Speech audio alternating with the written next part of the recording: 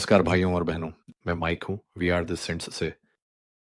जैसा कि मैंने आज पहले लाइव पर कहा था, मेरे पास प्रभु का एक संदेश है, माफ़ कीजिएगा। तो हाँ, ये संदेश काफ़ी महत्वपूर्ण है। पिछले कुछ हफ्तों में इस विषय को लेकर बहुत कुछ हुआ है। लेकिन हाँ, मैं चाहता था कि इसे जितनी जल्दी हो सके आप तक पहुँचा दूँ। तो ज़रा बिना किसी देरी के मैं ये संदेश साझा करने जा रहा हूँ और फिर अब शायद अंत में मैं उन बातों के बारे में कुछ कहूँगा जो प्रभु ने मुझे इनमें से कुछ चीज़ों के बारे में दिखाई हैं।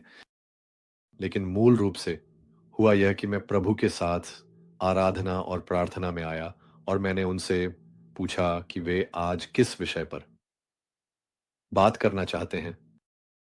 और ये पहली बार था जब मैं उनसे किसी संदेश को साझा करने के बारे में गया था।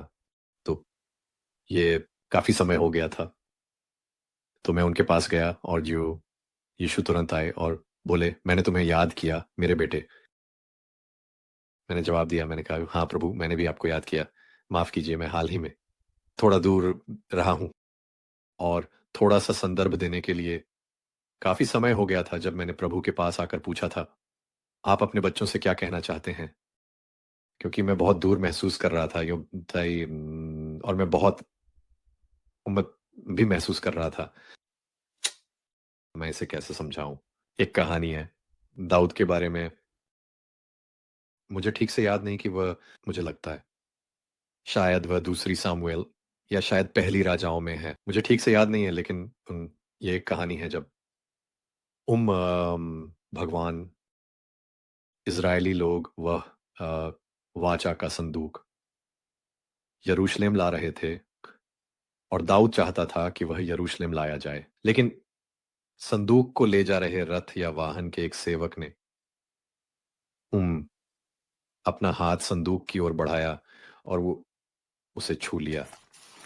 और मेरी समझ ये थी कि यह काम उम, परमेश्वर के नियमों के विरुद्ध किया गया था और इसके पीछे एक विशेष कारण था कि इस व्यक्ति ने उम, तो ख़ैर प्रभु ने उसे तुरंत ही मृत्यु दंड दे दिया। जैसे ही उसने संदूक को छुआ, प्रभु ने उसे मार डाला और फिर दाऊद को बहुत पछतावा हुआ और वह असल में मुझे लगता है कि वह प्रभु से थोड़ा नाराज़ भी था। आप जानते हैं, एक तरह से लगभग गुस्से में था।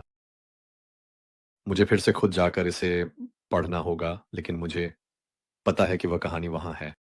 और मुझे याद है जब मैंने पहली बार इसे पढ़ा था तो मैंने सोचा था, वाह! ये कैसे हो सकता है कि दाऊद प्रभु से नाराज़ है? ये थोड़ा अजीब है। मुझे ये अजीब लगता है। लेकिन अब मैं इसे थोड़ा बेहतर समझता हूँ।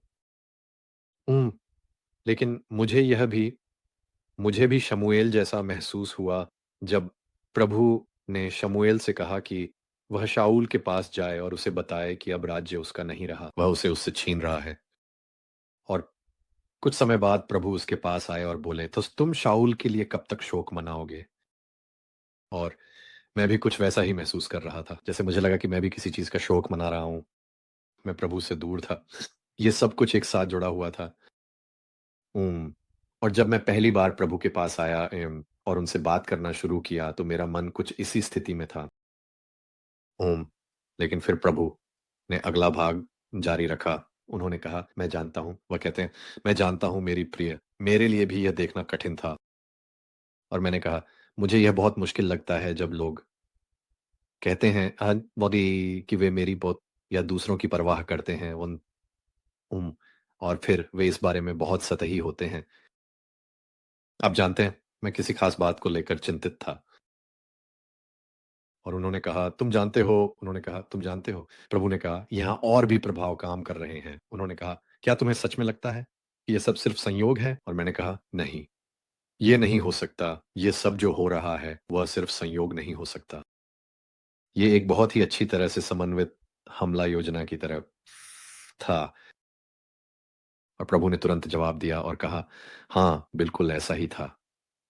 शैतान तुम्हारी ज़िंदगी चाहता था और वह दिन-रात तुम्हारा आरोप लगा रहा था।" ओह! मैंने बस इतना कहा, "हे प्रभु!" मेरी रक्षा करने के लिए आपका धन्यवाद, आपका धन्यवाद। और यीशु ने कहा, वह तुम्हें नहीं पा सकता, कभी नहीं, लेकिन तुम्हें हर समय मेरी सुरक्षा में रहना होगा। मैंने कहा, हाँ ठीक है, मैं पूरी तरह समझ गया। अब मुझे बहुत बेहतर समझ आ गया है कि जब आपने पहले यह कहा था तो उसका क्या मतलब था। तो अब मैं इसे सच में और अच्छे से समझता हूँ।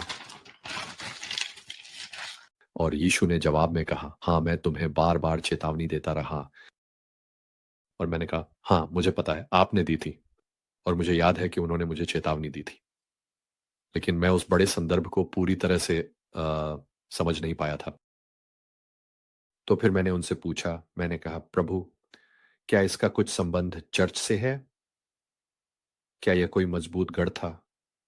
क्या इस चर्च में कोई खास, मेरा एहसास था कि ये दुश्मन का एक मजबूत गढ़ था, तो जैसे कि एक युद्ध में तपे हुए दुश्मन का वो गढ़। और यीशु ने जवाब दिया, हाँ यह था मेरी प्रिय, और वे बहुत क्रोधित थे। उन्होंने कहा, मैंने तुम्हें प्रार्थना करते देखा, और फिर युद्ध शुरू हो गया। और हाँ, तो उन्होंने इसमें और जोड़ा, उन्होंने कहा, और हाँ, वही मैं था जिसने ल्यूक को बचाया था। अब आपको कुछ संदर्भ देने के लिए, हाँ, मैं इस चर्च, इस गढ़, इन शक्तियों के लिए प्रार्थना कर रहा था, और जो प्रधानता थी वह मुझसे बेहद नाराज थी, और इसी वजह से मेरे एक सहकर्मी ल्यूक भी उनके निशाने पर आ गए थे। तो खैर, यही कुछ संदर्भ है कि उस व्यक्ति का नाम क्यों आया है। वह मेरे कर्मचारियों में से एक था। और फिर मैं प्रभु के पास वापस गया और मैंने कहा, ठीक है, मुझे पता था प्रभु, मुझे और उसे बचाने के लिए आपका बहुत धन्यवाद। इसके बाद यीशु ने एक संदेश देना शुरू किया। उन्होंने कहा, शत्रु कोई मजाक नहीं है। मेरे बच्चों, वह भेड़िए की तरह घूम रहा है अपनी अगली शिकार की तलाश में। मेरी सुरक्षा में बने रहो, और खासकर इन अंतिम दिनों में दुनिया बदल रही है। इस दुनिया के नेता उठाए जा रहे हैं और उन्हें गिराया भी जा रहा है। एक विश्व सरकार धीरे धीरे स्थापित की जा रही है। कनाडा, तुम शत्रु द्वारा इस्तेमाल किए जा रहे हो। मुझसे घृणा करने और अपने झूठे देवताओं की पूजा करने की तुम्हारी इच्छा तुम्हारा विनाश करेगी, और वो टोक्यो और अन्य देशों का भी यही हाल होगा। जब कोई लोग मुझसे मुंह मोड़ लेते हैं तो मैं उन्हें वापस आने के कई मौके देता हूं, लेकिन अंततः मैं अपना हाथ हटा लेता हूं और तुम्हें इस पृथ्वी के देवता के हवाले कर देता हूं। मेरे बच्चों, क्या यही सच में तुम चाहते हो? उन देशों के लिए जिन्होंने मेरे विरुद्ध अपना हाथ उठाया है, मैं तुम्हें तुम्हारे हाल पर छोड़ देता हूं। तुमने अपने पहले प्रेम को छोड़ दिया है, अपने पूर्वजों के प्रेम को, मेरे प्रेम को। अब मुझे तुम्हें छोड़ना होगा ताकि मैं तुम्हें दिखा सकूं कि तुम वास्तव में किसकी पूजा करते हो। तुम सब प्रकार की अधर्मिता और क्रोध से भरे हुए हो, व्यभिचार में लिप्त हो, यौन अनैतिकता से भरे हुए हो। तुम भले को बुरा और बुरे को भला कहते हो। तुम मेरे छोटे बच्चों को वैसा बनने की शिक्षा देते हो जैसा मैंने उन्हें नहीं बनाया, जबकि मैंने उन्हें प्रेम और दया से भरपूर बनाया था। मैंने वह देखा है जिसे तुम प्रेम कहते हो। उद्धरण में प्रेम ही प्रेम है। मैं तुम्हें सच बताता हूं, तुम प्रेम के बारे में कुछ नहीं जानते, क्योंकि तुम्हारे हृदय छल, द्वेष और हर प्रकार के भ्रष्टाचार से भरे हुए हैं। शत्रु तुम्हारी बुद्धिमत्ता पर हंस रहा है। सिर्फ मैंने ही तुम्हें सुरक्षित रखा है, सिर्फ मैंने ही तुम्हें सब कुछ दिया है, जबकि तुमने मेरे सामने स्वयं को अपवित्र किया है। इसलिए तुमने अपना चुनाव कर लिया है। लेकिन अब भी, हाँ, अभी भी, यदि तुम अपनी दुष्ट राहों से लौट आओ तो मैं तुम्हें क्षमा कर दूंगा। जल्दी करो, एंड इससे पहले कि तुम बांट में बह जाओ। तुम में से जो भी क्षम मुझे पुकारेगा, मैं उत्तर दूंगा, भले ही तुम्हारा देश न दे, मैं तुम्हें उत्तर दूंगा और तुम्हारी रक्षा करूंगा। पश्चाताप करो लोगों, क्योंकि मेरा बोझ हल्का है और मेरा जुआ तो आसान है। मैं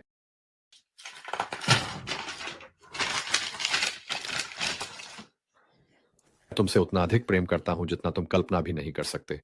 उन्हें बताओ मेरे बेटे, उन्हें बताओ कि मैं उनसे प्रेम करता हूँ कि आइशुस और मैं हमेशा उनके साथ हूँ। और मैंने कहा, "मैं आऊँगा प्रभु आओ प्रभु यीशु आओ।" और यही उस संदेश का अंत था। तो हाँ, पिछले कुछ हफ्तों में बहुत सारी चीज़ें हुई हैं। हुँ, मैं ये बहुत स्पष्ट करना चाहता हूँ क्योंकि प्रभु ने मुझे यह कई साल पहले दिखाया था। ओह! और अ, ओह! या आप जानते हैं कोई भी लोग, कोई भी राष्ट्र या कोई भी देश जिन्होंने भगवान से मुँह मोड़ लिया है, चाहे वह उनकी सरकारों में हो, चाहे उनके स्कूलों, विश्वविद्यालयों में हो या फिर उनकी समाज में सामान्य रूप से वे लोग भगवान की बातों को बुरा या समय की बर्बादी मानते हैं। प्रभु उन स्थानों से स्वयं को हटा रहे हैं, तो आने वाले कुछ समय में ये बहुत कठिन होने वाला है। वे देश जिन्होंने भगवान को अपनी सरकार अपने स्कूलों या अन्य किसी भी क्षेत्र में फिर से स्थान दिया है, सच्चे भगवान को, अब्राहम, इसहाक और याकूब के भगवान को, ब्रह्मांड के भगवान को, उस भगवान को जिसने हमें और इसमें सब कुछ बनाया, उस भगवान को जिसने हमें अपना पुत्र यीशु मसीह दिया। और जो लोग इसे अस्वीकार करते हैं, भगवान बहुत ही जल्द उन्हें अस्वीकार करने वाले हैं। तो एक विश्वासी के रूप में ही हमें इसके लिए तैयार रहना चाहिए कि हम सही, अच्छा, सम्मानजनक, धर्मी और पवित्र चीज़ों के लिए खड़े हों और हमें सामाजिक मान्यताओं के आगे झुकना नहीं चाहिए। चाहे वह आपके कस्बों, शहरों, समुदायों, यो राज्यों, प्रांतों, यो देशों या राष्ट्रों में जैसी भी हों। अब समय आ गया है कि तुम प्रेम और सत्य के साथ लोगों को सच बताएं और उनके सामने खड़े हों। और हाँ, तो मैं इस वीडियो को यहीं समाप्त कर रहा हूँ और मुझे आशा है कि ये आपको उतना ही आशीर्वाद देगा जितना इसने मुझे दिया। और कृपया और वीडियो के लिए वापस आते रहें। प्रभु आने वाले समय में बहुत सक्रिय रहने वाले हैं। बस इतना ही, हम सीधे आगे बढ़ रहे हैं। वापस आना अच्छा लग रहा है। आपकी कृपा में वापस आना अच्छा है और आपकी प्रार्थनाओं के लिए धन्यवाद। आप पर्दे के पीछे जो भी काम हमारे समुदाय संतों के लिए कर रहे हैं, उसके लिए धन्यवाद और कृपया ऐसा करते रहें। बहुत-बहुत धन्यवाद। ईश्वर आपको आशीर्वाद दें और मैं आपको अगले वीडियो में मिलूँगा। शालोम।